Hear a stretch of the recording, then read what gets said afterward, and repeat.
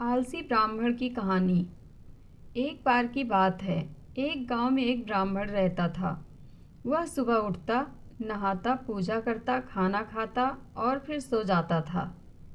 उसके पास किसी भी चीज़ की कमी नहीं थी। एक बड़ा खेत, खाना पकाकर देने वाली एक सुंदर सी पत्नी और 2 बच्चों का अच्छा परिवार था। सब कुछ होने के बाद भी ब्राह्मण के घर वाले एक बात से बहुत परेशान थे। वह बात यह थी कि ब्राह्मण बहुत आलसी था। वो कोई भी काम खुद नहीं करता था और दिन भर सोता रहता था। एक दिन बच्चों का शोर सुनकर ब्राह्मण जाग गया और उसने देखा कि उसके दरवाजे पर एक साधु महाराज आए हैं। ब्राह्मण और उसकी पत्नी ने साधु महाराज का स्वागत किया और उन्हें भोजन कराया। भोजन के बाद ब्राह्मण ने साधु की खूब सेवा की। साधु महाराज उसकी सेवा से बहुत प्रसन्न हुए और उन्हें वरदान मांगने को कहा। ब्राह्मण ने वरदान मांगा कि मुझे कोई भी काम न करना पड़े और मेरी जगह कोई और मेरा काम कर दे।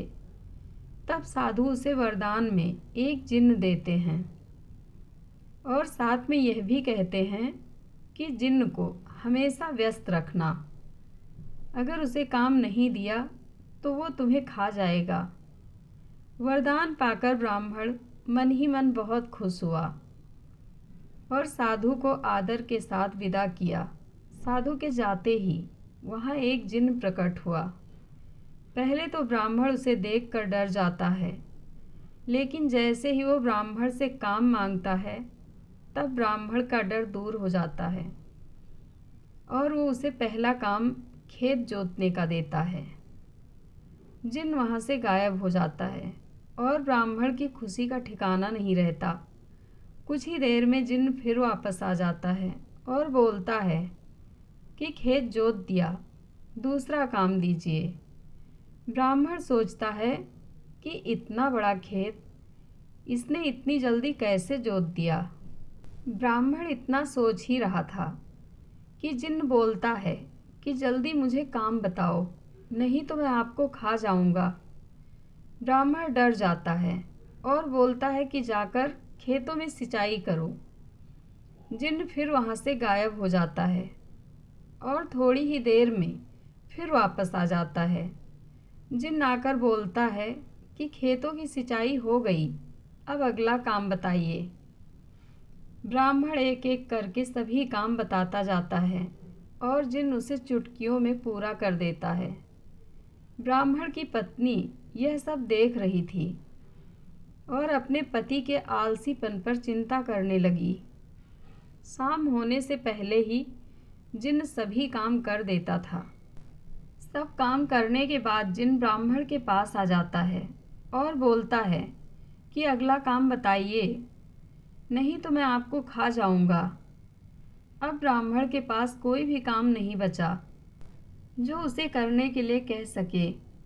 उसे चिंता होने लगी, वह बहुत डर जाता है।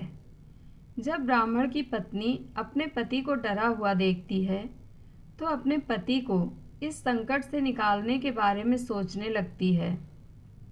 वह ब्राह्मण से बोलती है कि स्वामी, अगर आप मुझे वचन देंगे कि आप कभी आलस नहीं करेंगे और अपने सभी काम खुद करेंगे तो मैं इस जिन्न को काम दे सकती हूँ। इस पर ब्राह्मण सोचता है कि पता नहीं यह क्या काम देगी। अपनी जान बचाने के लिए ब्राह्मण अपनी पत्नी को वचन दे देता है।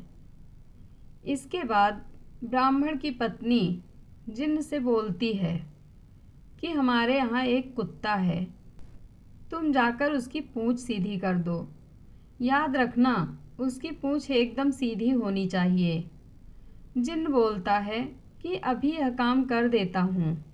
यह बोलकर वह वहाँ से चला जाता है। लाख कोशिश करने के बाद भी वह कुत्ते की पूँछ सीधी नहीं कर पाता और हार मान लेता है। हार मानकर जिन्न ब्राह्मण के यहाँ से चला जाता है। उस दिन के बाद ब्राह्मण अपने आलस को छोड़कर सभी काम करने लगता है और उसका परिवार खुशी खुशी रहने लगता है।